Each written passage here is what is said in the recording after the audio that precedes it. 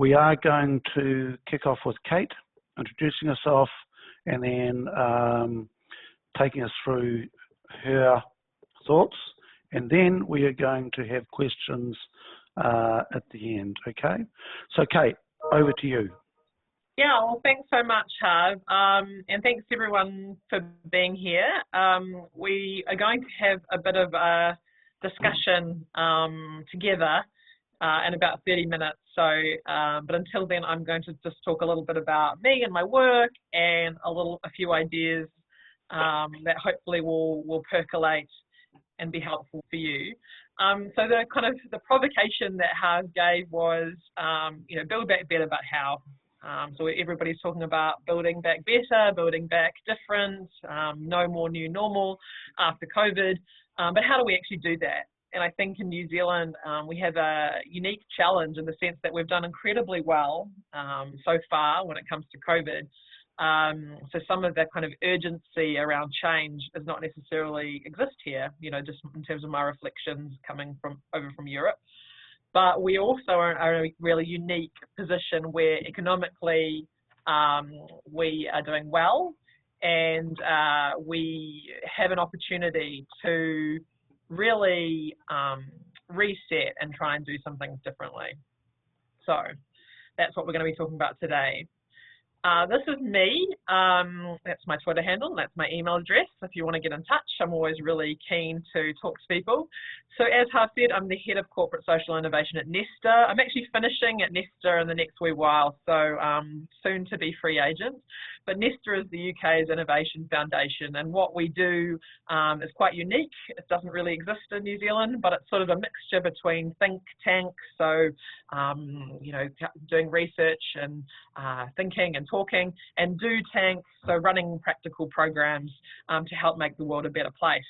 And my specific interest and my specific work is around cross-sector partnerships for social change. So, hold on. I'm just trying to admit people in. Sorry about this, Harv. I'm having a bit of a technical moment. There we go. Are we back on? Good. So, what am I going to talk? Why are we talking about? Why talk about change? Change is really, really hard, and most people don't want to do change. So it's a really challenging kind of thing to talk about and a thing to address. But we do need to talk about change, otherwise it's not going to happen. But often when people talk about change, they say change needs to happen, but they don't know how to do it. So today I'm going to talk a little bit about how do we actually do change. So this might feel a little bit wonky, but I think it's a really important framework that I use and I often think about, because there's quite a few different ways of creating change. And this is Donnella Meadows, who's unfortunately has passed away, but this is some of her thinking. And where I like to play is sort of 15, 16, 17. So I'm an innovation specialist, and getting together with friends and starting up better alternatives is what I'm all about. And I think this is where Harv's been at, trying to really challenge us and challenge everyone in this room to think about how do we start up better alternatives. But all of these different levels are ways of creating change. And we can share these slides after as well. I think Tina's going to do that. But I think what I like to start with is to say, where can you create change at a different level? How can you move up to the next level in your work? Also, when it comes to change, we're often thinking about problems, and problems and innovation are really important to go together. If you don't know the problem you're trying to solve, you're really going to struggle to create change. I know it sounds obvious, but often people have these sort of big solutions, but they haven't really thought about the problem that they're trying to impact. And most of the challenges and problems that I'm interested in are adaptive challenges. They're not technical problems. And you will notice that a lot of our politicians and a lot of our kind of businesses and a lot of our key thinkers really try to solve adaptive challenges through a technical problem lens. And adaptive challenges are systemic, so they don't belong to one person or group. What are those challenges? Child poverty doesn't belong to one person or group. Certainly doesn't belong to Jacinda Ardern, belongs to all of us. You know, the climate crisis definitely belongs to all of us, doesn't just belong to one group. They're stubborn and persistent. So with the climate crisis, you know, technical solutions will solve the climate crisis. However, people and systems-based changes have to happen too. Technology is not just going to fix this. And it's outside of our kind of business as usual repertoire. So I think in most of our businesses or our charities or our organizations, we're really solving, you know, technical problems. I understand this. Actually, if we just throw more money at it, or if the politicians just change their minds about how they did things, then we can solve it. But these wicked problems, people often talk about wicked problems in a VUCA world, you know, volatile, uncertain, complex world. These are the ones that I'm really interested in, and this is what I spend my time working at Nesta. And I think a lot of people on this call will recognise that building back better is going to be about solving some really adaptive challenges and really big, hairy problems. So hopefully this is a useful sort of framework for you. So for me, my work's really been around this growing consensus that to tackle these pressing problems that we're facing, such as inequality, which is an adaptive challenge, the changing world of work, you know, if we really think about how work looks now and what work looked like 10 years ago, you know, the changing world of work, sorry, Bettina's just saying, can everyone make sure that their microphones are on mute so that we're not getting background noise? But if we're really trying to solve these challenges, we need the unique resources, skill sets, and power of multiple sectors. And I'm convinced by that, and all my research work has been around that. And I think people intuitively get that, but then you get on to, well, how do we actually solve this? How do we do that? Because I think it's really easy to say and much harder to do. So this is kind of what I see the old-fashioned way that problems get solved. So government, business, individuals, philanthropy, there's probably other sort of sectors in there that what happens is, and particularly with government, they say, oh, we're going to contract civil society, NGOs or community groups, and then something magical happens and then lives are changed, you know, and that magic stuff is usually really good programs or services, and it's very transactional and it's very top down, and businesses do this too with the development of their products and services. You know, we're going to, you know, develop a product or a service in a room on our own, then we're going to probably test it with the market, then something happens and then people's lives are changed. They have a better product or service. And the same with philanthropy. There's this very much a kind of old-fashioned, I guess, view that I'm a rich person, these poor people need to be helped, I'm going to give some money for a program, and then lives are changed. And I think that's totally cool, and it works with lots of stuff, particularly technical problems, you know, the problems where we know the solution and we know that money and resources just need to be given to that. That's great, and that should continue on. But there's tons of problems and tons of challenges that are not solved by that. So thinking people have been experimenting with this next approach. It's not beautiful because I had to take it off my my work slides and put it onto some other slides, but I'm sorry about my lack of slide ability, but hopefully you get the gist. There's actually more players that need to be involved. So obviously government and business, but also, you know, citizens and the public as, you know, active volunteers and philanthropists and investors.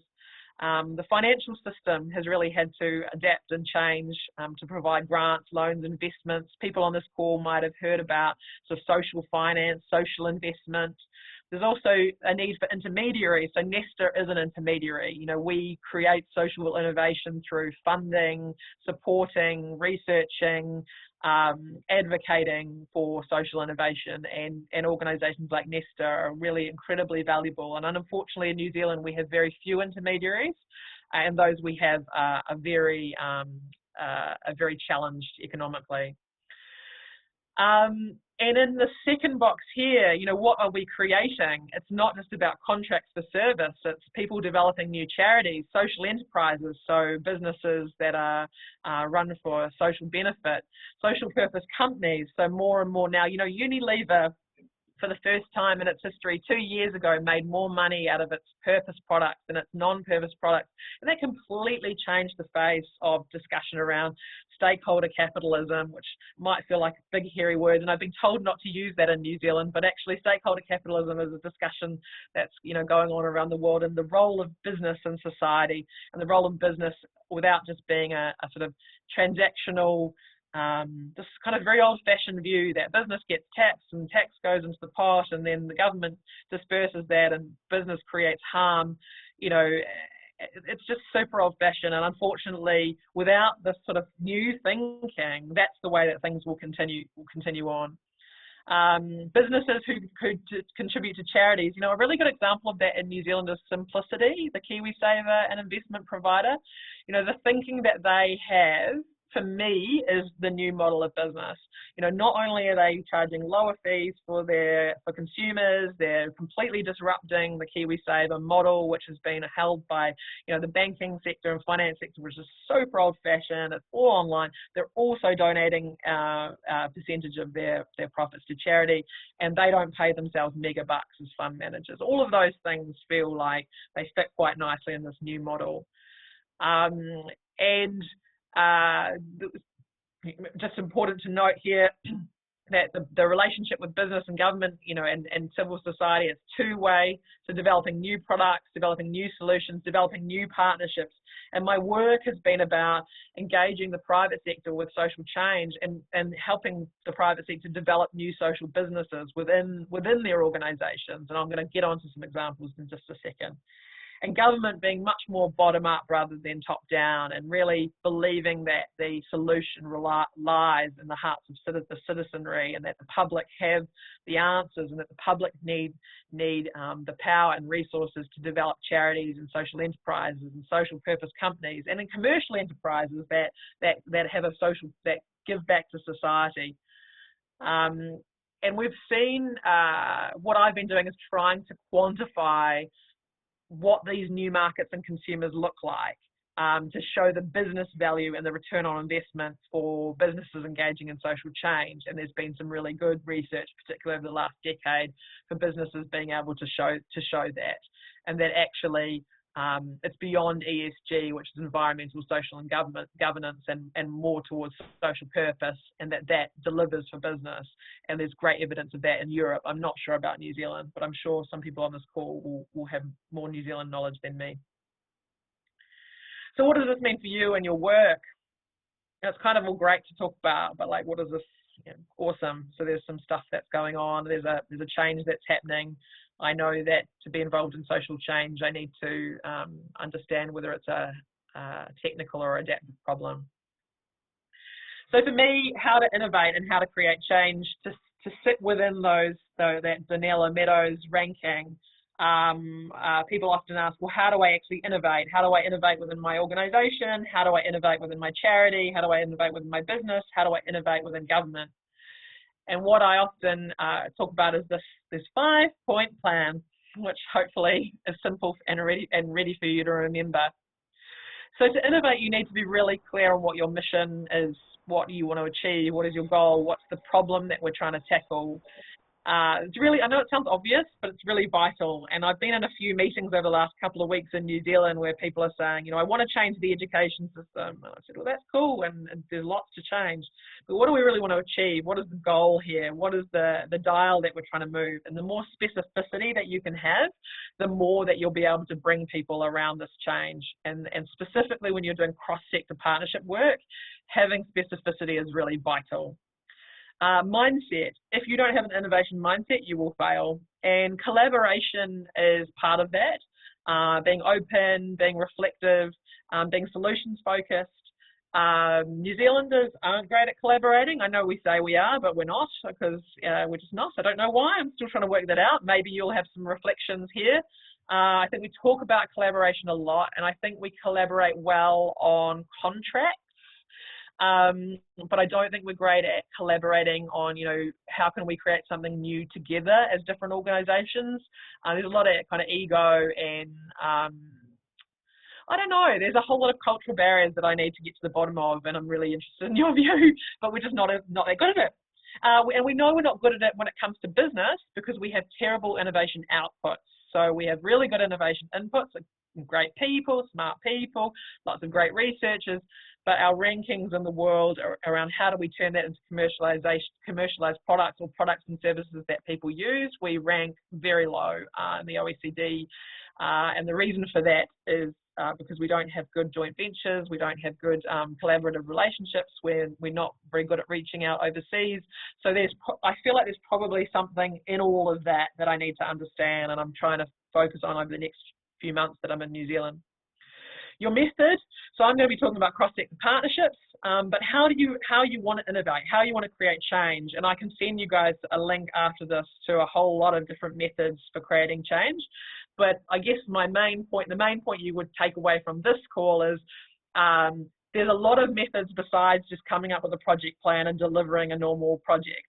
I think we're all very good at developing programs, but how you could create create a challenge prize, or you could create an innovation lab, or some kind of social ethnography, a social dialogue, or you could there's a variety of different methods for innovating, and they're quite well documented in you might have heard of agile or some of these innovation terms. That's just one method of how to innovate. And I think one of my evangelical things are, don't just get sucked into one, choose the right thing for the problem that you're trying to solve. But unfortunately, consultancies will always try and sell you their thing, right?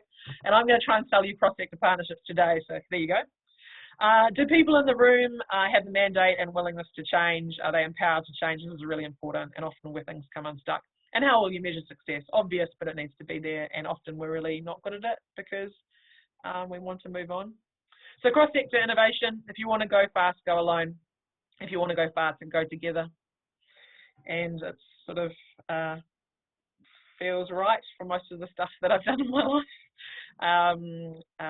So that's the kind of philosophy behind cross-sector innovation. 2 examples. So our target in my work was to get 100,000 young people into work. They're called NEETs, not in education, employment or training. They're between 18 and 24, and there's 400,000 of them in the UK at any one time. Well, there's actually 800,000, but there's 400,000 that are high needs. We wanted to get 100,000 of young people into work in a 6-month period. CEOs of big companies, so CEO of Accenture UK and Ireland, CEO of Nationwide, which is a massive building society, so 11 million members, CEO of Grant Thornton, which is an audit and advisory house, leaders from national charities, so our sort of equivalent of probably say the UNICEF, probably our kind of big youth charities. Social innovators. So really importantly, what we do at Nesta as we bring in social innovators and entrepreneurs, how whenever people create cross-sector, or we want to get the right people in the room, like in New Zealand, obviously iwi would be in the room, and that's not on this list because this is a British project, but often we go, you need to have the most, we need to be so stakeholder representative, and then you don't bring any disruptors, you don't bring any innovators, you don't bring people with lived experience in the room. Well, we always talk about who are the unusual suspects, who are the people that we wouldn't usually see at the conference, and how can we bring that in the room? And obviously government departments. What we did was we did a series of workshops to find the problem. We wanted to get 100,000 young people into work, and then we critically did 3 things. First thing was we let everyone make their own pledges about what they were going to do. So we didn't start with collaborative working because we wanted to achieve this in 6 months. So we didn't have a lot of time, and we started with everybody can make their own pledges about what they're going to do, because then they can go back to their offices and do that.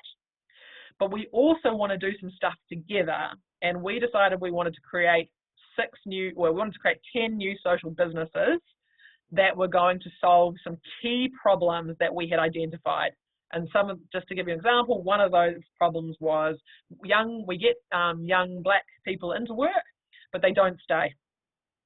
And it's because when we get them into work in the UK, we were getting them into white environments, and they were like, this is cool, I've made it, but then I don't want to be here, and I'm not enjoying this, and I want to leave. And that was a big problem that we'd identified, and the data showed that. So we created these 6 social businesses together, And we got, you know, some of the businesses, some of the big businesses and government seed funded it. We got some social investment, and we developed 6 out of the kind of 10 we wanted to develop. And within 18 months, we had raised 3 million for those businesses. So they started small and they're getting to scale now, so 3 million. So that shows you that kind of trajectory that we could do. And we got 50,000 young people into work in 6 months. So we did not reach 100,000, but we tried. Another example is acute malnutrition in Delhi, quite a different thing. That little map is the system, and where we were going to decide where we wanted to work together. Again, same methodology. We had, you know, Unilever and some big kind of food and nutrition companies. We had community activists. We had entrepreneurs. We had all the NGO workers, the people who are feeding people every day, and government. And we were working together for a few days to develop our interventions. And again, people went off to do their own things. But particularly with acute malnutrition, there's so much interdependency across all of the issues. And again, we use the methodology of wanting to form social businesses. So we've formed 5 so far, and the results in terms of acute malnutrition, in terms of you know, you can see the issue here. We didn't have a number, so we had to develop that number, and people were very nervous about the number because, you know, one intervention is not necessarily going to make a difference. But we're just doing the 1 year sort of number evaluation now, so I can't tell you, but it's been successful in terms of developing these social businesses. So just to give you an example of what can be achieved in doing cross-sector work. I know I raced through a lot of that, but I really wanted to make sure we had time for conversation. So I really want to go to questions and discussion, and I've probably said some things that might be a bit provocative. There's bits in there where I haven't gone into as much detail as you maybe would have liked. So I'm really happy to kind of let this be open. We've got a good group here. There's 20 of us, so I think it's a nice group to have a conversation, Harv, I think. So you run it how you want to, but that's my contribution for today. And I'm happy to talk about social change. I'm happy to talk about innovation, you know, the bit in the middle, like how do you make stuff happen? And I'm happy to kind of talk about the examples and anything else about social innovation. Brilliant, thank you, Kate, and wonderful that we have got plenty of time for discussion. And while people think about those questions, so guys, what I'd like you to do is the questions, if you could just tap them into the chat box, and so we can get an order and so forth there. And either if it's nice and simple, I'll just ask it to Kate, or I'm going to go back to you and ask you to explain and put it there. Kate, thank you for that. That's really nice and succinct. And there's some stuff there that I'm just going to ask you a question while people get ready to bring those in. I've got another one that's just come through directly to me that I'll jump in on. So you start, and then I'll go back to the question. Okay. Okay. So, you know, when people come in from outside, they have fresh eyes and thinking and so forth. What is the one thing that you see in New Zealand now that that concerns you in the space? It can be anything, but what's the thing that's either surprised you or concerns you of what you see that's going on in New Zealand right now? Oh, how politic do I be? Lack of ambition. Cool. Yeah, like just and the excuses about why we don't do stuff. It's so funny. Like, I've been shopping around Wellington, I was in Wellington, and I've been talking to sort of social, and there's so many incredible people. I mean, we're so lucky in New Zealand. We've got really incredible people doing amazing stuff. So there's no disrespect in any way, but I'll say, oh, you know, let's talk about social missions, right? Societal missions. So how can we orchestrate a system around a transition to a low emissions economy? And how they're doing that in Europe is what happens is there's private and public funding comes around. We're going to make this transition, and we need technologies, so we need business, we need civil society because we need social change, we need community activists because we're going to need local food sources. We're going to need people trying to get people onto e-bikes. We're going to need so much systems change, right? It's quite overwhelming when you sort of talk about it, but we need a lot of stuff to happen. So the only way we're actually going to do that fast enough is by having, business, civil society, government, academics, citizens doing all of this kind of stuff. And to have that happen, you need philanthropy, you need the private sector to step up rather than just complaining all the time. You need government to say, we're going to put some money into this. You need all the civil servants heading in the right direction. Everyone gets that, right? Because they've been doing this in Europe under their Horizon 2020 for 5 years or so. And so there's proven models around it. They do it in Asia as well. And everyone says, well, that's awesome, but it won't work here. We won't do that. And I'm just like gobsmacked. I'm like, well, what do you do it? What do I do about that? So that's the thing that frustrates me, Harv. Oh, got it. And it's I was going to say, yeah.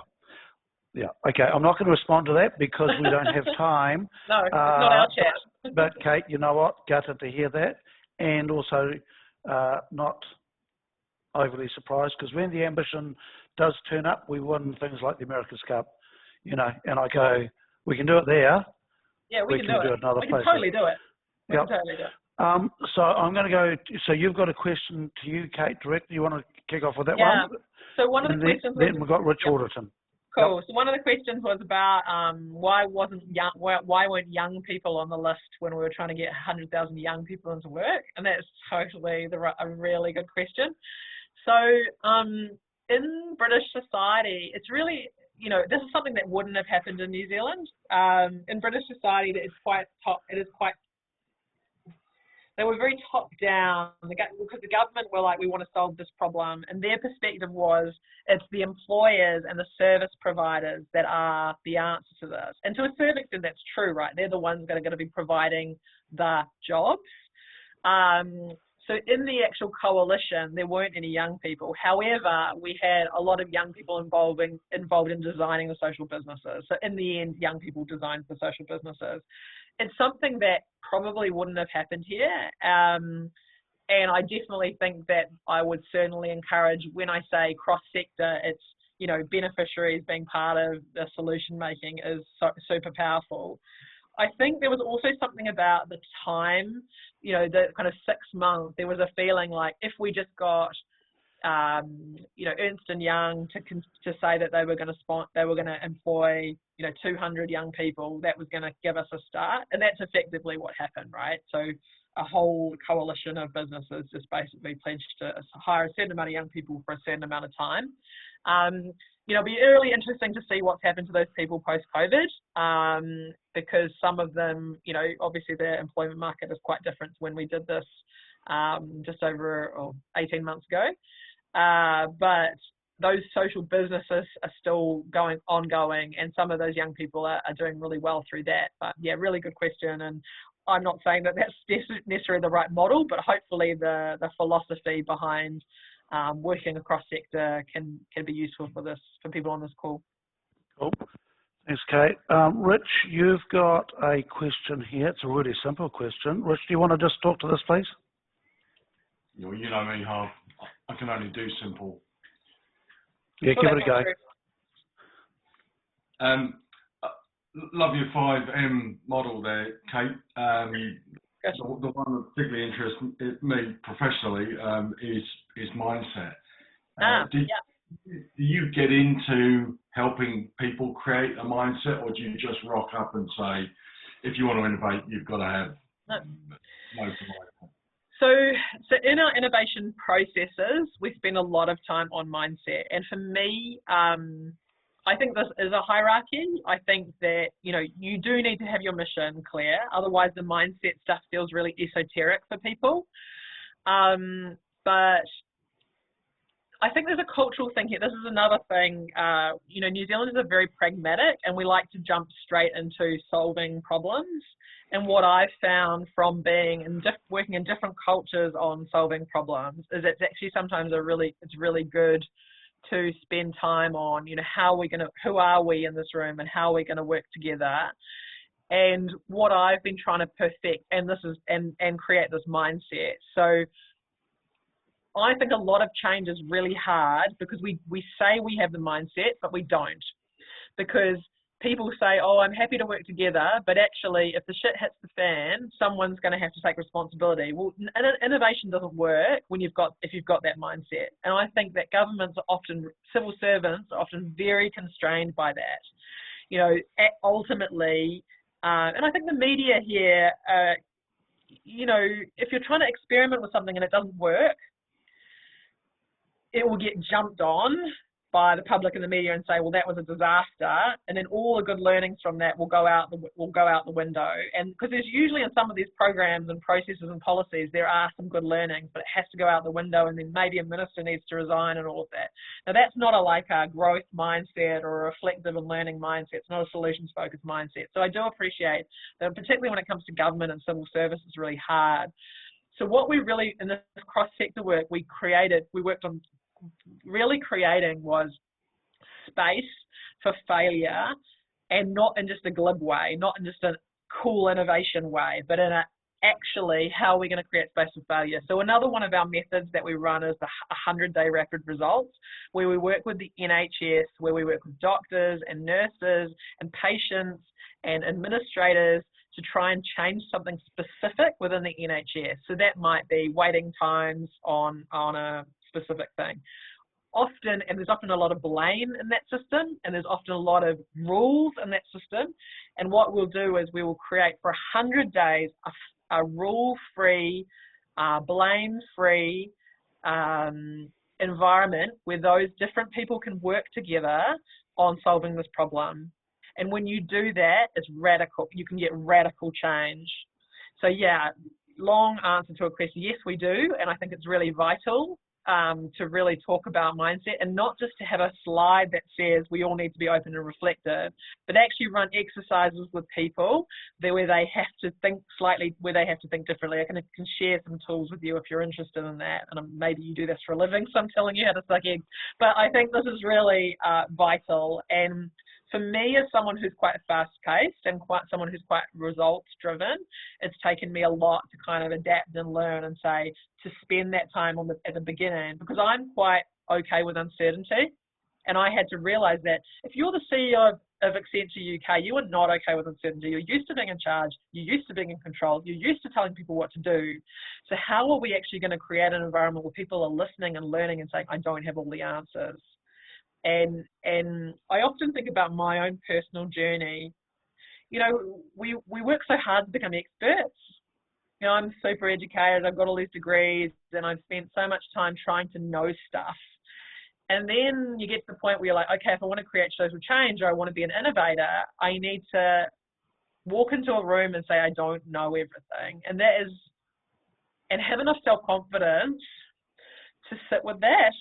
And I think that is something that takes a lot of work and energy, and I'm still not, you know, I still don't get that right. But I think that's really vital for innovation. Yeah. That is a very long-winded answer, but a bloody good one. Rich, you happy with that? I'm very happy. Thank you. Yeah, I love that 100-day blame-free thing. Oh yeah, I can provide more information on that. That's an incredible method. Yeah.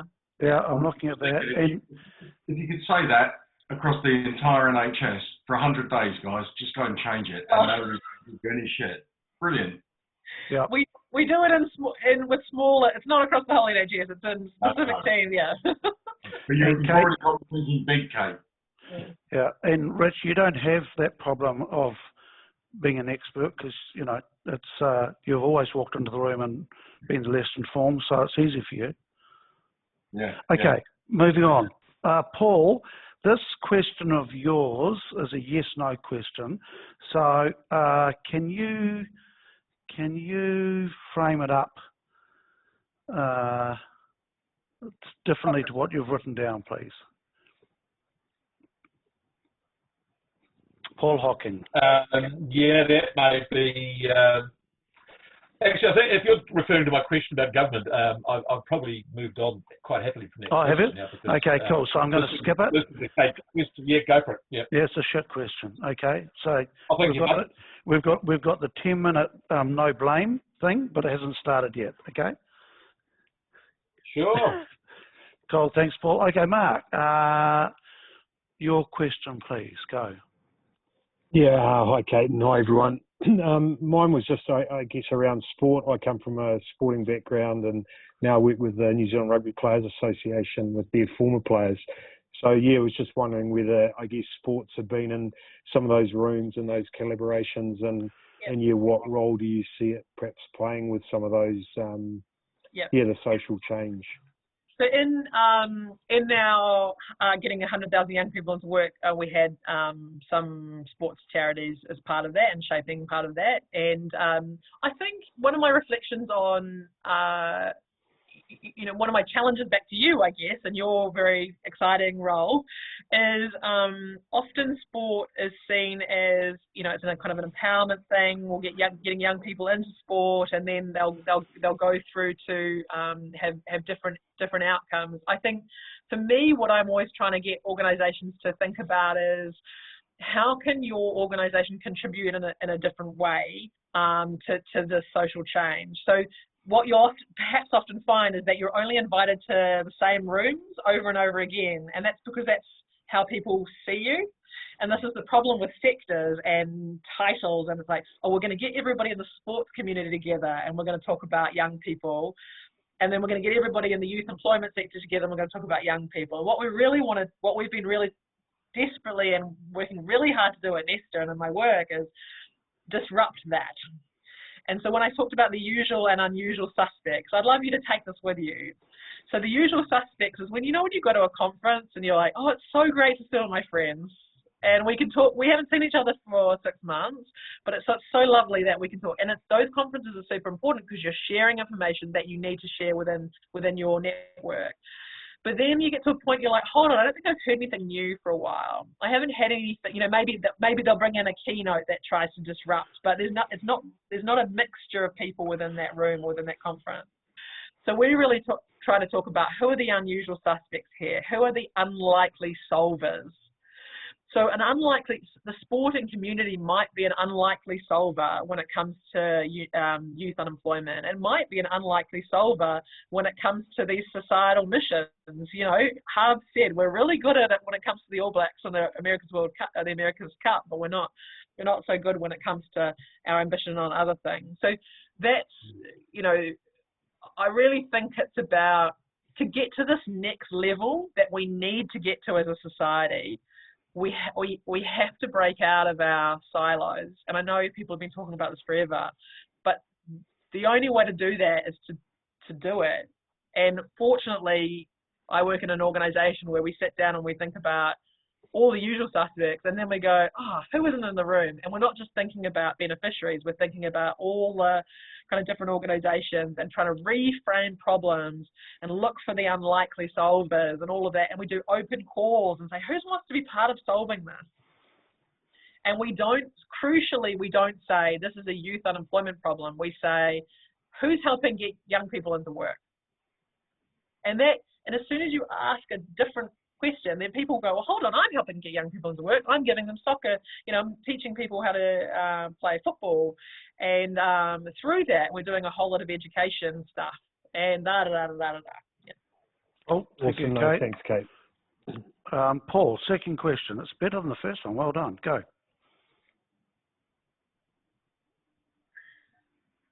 No judgment. Thanks for that. Much appreciated. Look, at the end of the day, I'm interested in Kate's comment about the poor mindset, I suppose, in New Zealand business. I think we are seeing a lot more collaboration in New Zealand. The ATRO circle at a very high level, I think, is a good example. But similarly, I think we're seeing a lot more investors and a lot more boards, a lot more companies consider impact investing and purpose as actually being a key part of what they're doing. And in fact, I was just typing up another question, but myself and Tim Brown, who's on this call, were both with a group of directors on Monday, and we were talking about the need to develop an environment around a board which was totally supportive of innovation, learning, forward thinking, strategic thinking. And we weren't talking about the skills of a board, we were talking about the mindset and the I suppose the capabilities that make the thing work. So I think that if you've got, and some of these pretty senior people, if you're seeing that as how directors are defining what a board should be doing, I think there's actually some good positives to take home. I think the problem is we haven't found the mechanisms to tap into that mindset. Yep. And so I'd be interested, I suppose the question that comes out of the end of that is, what have you seen to actually get people involved at all levels and almost challenge them to participate? Yep. So I think you are right. I don't think it's fair to say that there isn't any. I think New Zealand business people are often very good at collaborating on statements around big issues, and I think that the Aotearoa Circle report that was recently released around investment was very good. I think what I've seen that's different is businesses actually, rather than just making a report, well, firstly, I think it's that it would have been good to have a bit more cross-sector in that making of that. I know there were some social innovator organisations, and it's hard to do, right? It becomes more expensive. I get all of that, but I think it would have been good to be a bit more cross-sector. But crucially, the implementation. So what I've seen is willingness for businesses to get involved in implementation. Let me give you an example. So nationwide, I talked about them before, 11 million members, so big building society in the UK. We were talking about financial inclusion. This is another project that I ran, which I didn't talk about. Big issues around financial inclusion, and when we really sat down and talked about the issues, it was because so many people aren't earning enough money, and then also people have shitty work lives, and there's some poor wages, and also the banking system, people get charged a lot of fees and all of this kind of stuff. So they looked at, well, what can we really do here? And this came at the same time that open banking came to the UK. It's been a bit slow here, but it will be happening. And they decided what we're going to do is we're going to spend 6 million New Zealand dollars, which isn't a huge amount, but it's also a good amount. And we're going to work with all of the debt charities to develop new products and services that would sit within our business that would capitalise on this open banking and fintech boom in the UK, right? So you can see here, smart. We're working with their R&D teams, we're working with their business teams because they're going to create new products and services, but also they're going to be designed by people who are the beneficiaries of this, which is quite radical for them. The outcome has been, out of the 10 things that were developed, 5 of them are really viable and good, and they work. And that's been really successful for them. And now their CEO goes around talking about the model. So I think for me, the next step on those business collaborations is what are you going to do? And then how are you actually going to report back and talk to everybody about what you have done and what you've learned? Because I think often it's quite easy to make statements. It's often easy to say, oh, me as an individual, I'm going to do the 4-day work week and I'm going to talk to everyone about it. But there has to be well, how do we make this a social change thing rather than just an individual business? I think board capability, we know board capabilities in general in New Zealand aren't great. So I do think there's a lot of pressure on boards. There's certainly a lot of pressure on charity boards because we have more charities per head of capita than any other country in the OECD at least. And there's a lot of pressure. So I don't want to dismiss any of this. But I think, and we also have to, do the things that the rules expect us to. But it's really great to hear you talking about that, and creating space for innovation can be physical, it can be virtual, it can be monetary, it can be, very, very little cost. It's most likely to be time. But creating that, deliberately creating that space is vital. And it's good that you've tapped into mindset, because that's more than just, it's just a lot of personal work.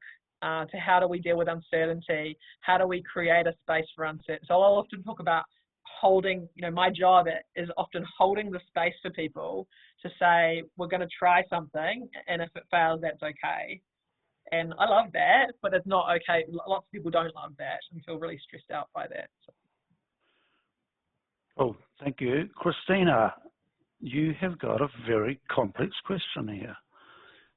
Kia ora, Harv. I didn't mean for it to be that complex. It was more, I can see Kate trying to read it right now. You'd mentioned about Unilever and that, something around their social purpose products surpassing their regular products and that whole thing. And so I guess, yay. So we are set up, I run a payroll intermediary company here in New Zealand, and but effectively we use payroll as a vessel to create social change, and better business models be an exemplar for that. So I do a lot of presentations, not talking about payroll, but talking about, you know, better business models and how we can engage businesses to adopt them. So I've had a lot of things come back at me around, you know, well, our shareholders wouldn't really like to take that hit, so we need to do it incrementally, or, you know, this and that and the other. And so I guess I'm because you'd mentioned Unilever, I was really interested if there are other examples that you know of, either overseas or wherever, who are implementing or changing their actual traditional business models into the new one, or how they're doing it, so that I can like better arm myself when I'm going to these presentations to show how others are actually doing it in practice. Yeah, I think in practice, more often than not, it starts with either a CEO that's had an aha moment, so they've met some people, or they've had a health, I know it sounds horrible, they've had a health scare, or they've met someone, something's happened that means that they've had a moment. A board that's had a moment with government. So this is what's happened in the UK, right? Like, UK has got it under a Conservative government, but boy, did their governments get in there, right? So a lot of the people that I've worked with, the ministers sat down with them and said, this is not where this is heading.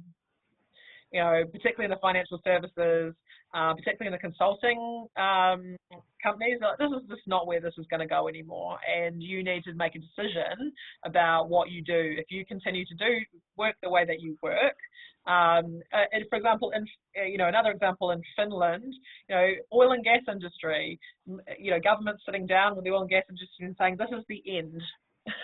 You know, what are we going to do? Are we going to have a fight about it, or are we going to work together and try and create change? So I'm not saying that it's all like this motherhood and apple pie and everyone comes together. I mean, with Unilever, they did make a deliberate decision. With Marks and Spencer's, they made a deliberate decision a decade ago.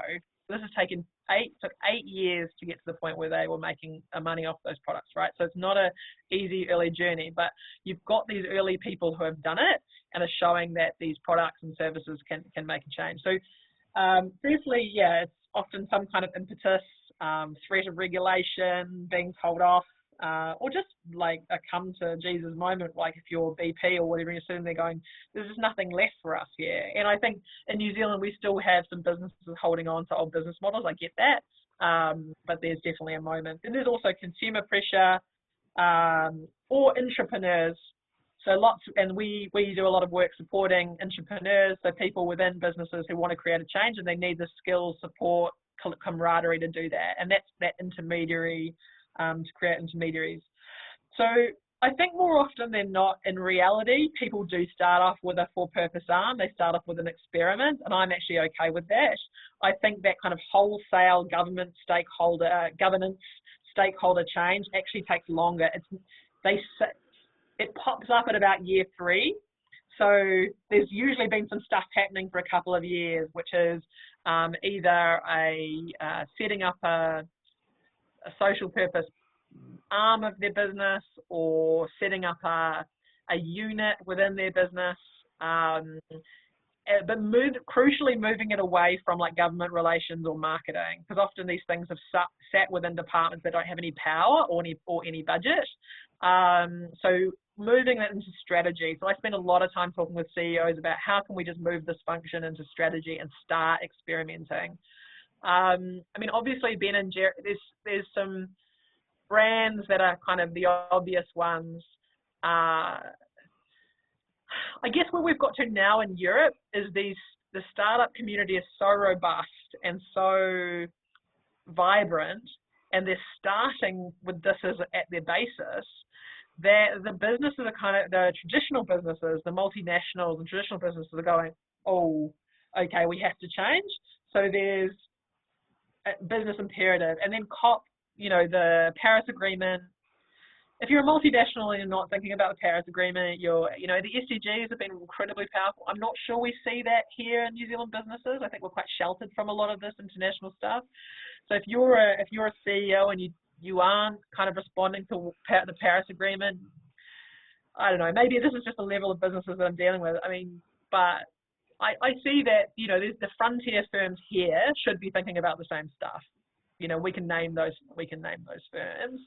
Do I expect every mum and dad who runs a plumbing business to kind of think about the SDGs? No, I don't think that's fair or right. But, you know, what is it in New Zealand? It's, what is it, 20 businesses are the 20% of businesses are 75% of employ 75% of the people. It's quite a big. So if you're actually talking about massive population, it's actually a small amount of businesses, and those are the people that need to be making the change. Yeah, and that's where we adopted the Climate Leaders Coalition, for example, where there's like 120 of us on there, but it comprises of 60% of the whole emissions of the country. Exactly. Yeah, gotcha. Yeah. So and with those sorts of leaders coalitions, there's a real challenge now, and that's why they've often come to Nesta as like, well, what do I do? So I've signed this thing, and then I've sent it off to someone in my team to do something. They've written a report. What do I actually, and I've made the changes within my business. Now what do I do? How do I actually create innovation? And we'll often just talk to them about, well, how do you create innovation for your products and services? It's the same thing. You use innovation scouts, or you have a red team within your organization, or you have an innovation team, or you, you know, set up a digital twin, or, you know, now I'm probably just saying words, but, you know, like I can send you links to all of these if you're all interested. And I have some case studies, Christina, that I can share with you about specific businesses, so HP and a few others that. Yes, please. And Bettina will grab those up and collate those. I'm just mindful of time. Yep. Kate, so I'm going to go to Tim Brown, and we are going to have to call a halt soon. Tim? Cool. Kia ora koutou. Kate, I'm currently working at Education New Zealand, and Education New Zealand has had a very traditional role the past 10 years of being a marketing agency with a simple job, bring students to New Zealand. Oh. And we started realising a while ago that, well, that's no longer going to cut the mustard. Yep. And so we are faced with the need to undergo significant transformation. Yep. And an opportunity for Education New Zealand to be the lead agency in terms of taking all of government and all of industry to an entirely different place. Yeah. And what we've realised, of course, is that to sell that message effectively and to take a leadership role, well, we are not an innovation organisation, and so we don't have people within the organisation that have the skill set and the capability. And so we need to start upskilling ourselves so that we can not only talk the language, but that can take a leadership role. So a lot of questions there, but in a very practical sense, you know, what are some of the ways that we might start to upskill our team and our staff in this space? Yeah, I mean, great question. And I mean, I'm feeling you because, you know, COVID is a real moment for education in New Zealand and what we're going to do going forward. And I think, you know, I think that before COVID, there were some real questions around, you know, quality and quantity of people coming in and how we were managing that and how we were doing good pastoral care and how we were being good global citizens. And I think, you know, COVID's obviously really changed this. I mean, lots of universities, I'm sure you're right in the centre of it, right? So I feel for you. But it's also a great time to innovate. I think there's a really long answer to this, and we can probably have an offline chat about it. But I think the first thing is around coming back to this, you know, what's your goal? What's your mission? What's the thing that you want to change? And actually knowing what that is. And I think if it's a more sustainable international education system in New Zealand, and by sustainable, you probably need to define that. So, you know, certain amount of money, because people have still got to, some businesses have to survive, not all, right? Like in any social change, things are going to change. And I don't like to talk about disruption because people see that in innovation, we think that's really cool. But for the majority of the population, they think that's not cool. So I think that, but ultimately that is what it's about. You know, some stuff is going to have to change. And how can we create space where people still get to have jobs? They might not be the same job that they had. Mindset, and then thinking about your method. And then crucially for you kind of the mandate of people to actually have these conversations. You know, what is the willingness for change here? Do people understand the burning platform, and do they? And we do a lot of work on trying to get people to see this burning platform, particularly when it comes to business change. Yeah. So yes, I think upskilling is important. You know, I think you'll be surprised by how much people can embrace being part of these kinds of processes when space is created to do it. And I appreciate that takes time and money. And I appreciate that boards often find innovation really stressful because you don't know what the outcome is going to be. You know, it could be 3 new programs. It could be no new programs. It could be $1 million. It could be no dollars. And I think, you know, people really accept that when it comes to science. You know, right now we're right in the heart of innovation, you know, all of these trials for COVID vaccines, and we know that most of them are going to fail, but the hope is that some of them are going to come off. So there's a competency that the global population is now getting because of COVID around the scientific method, and innovation ultimately is that, you know, is we don't know if it's all going to work, but what we try to do is create the best environment to have something work. But it might not be the original thing that you thought it was going to be, I guess. So, Kate, I'm just going to check. We've got Ruth Kibble. That's not really a question, Ruth. That's a statement, I think. Yeah? Where's my email address? Oh. And so you've got the email address up there. So, Kate and Bella, that's a statement rather than a question. And Bettina, you've got a technical question with the session access today. You'd like some feedback from people about getting on here for the next one. So, bearing in mind, because I'm a wonderful facilitator, I'm very disciplined. We've got 2 minutes to go. Kate, I'm going to thank you very much for this. I had a fascinating conversation with Kate on Monday, a disturbing conversation where people have been asking her to dumb down her presentations, and I said, please do not do that. Paul, you've got your hand up? No, you need to turn your mic on. Paul? That was actually clapping. Oh, clapping.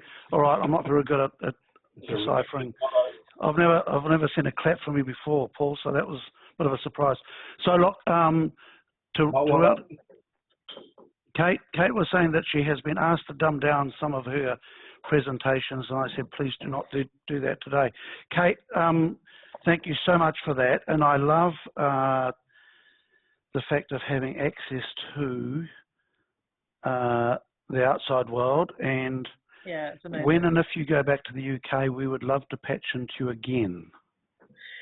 Well, I don't know. I'd love to stay here, but I'm doing a bit of a dance at the moment to see if that's possible. But whatever happens, you know, keeping those international networks is really vital. And innovation, you need to understand the world around you, and you need to have lots of different views. So it's been really great to have the questions, Harv. I really enjoyed it. I know that there are lots of one-on-one conversations I'd love to have.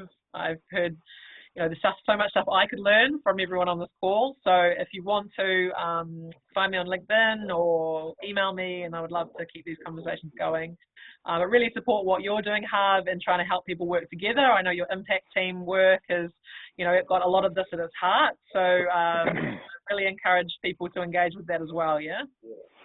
Yeah, thank you, Kate. And it does. That's what Impact Teams is launching. Our first gig is on the 27th, 28th of January in Hawke's Bay with it is a genetic startup, or 4 genetic startups as it happens.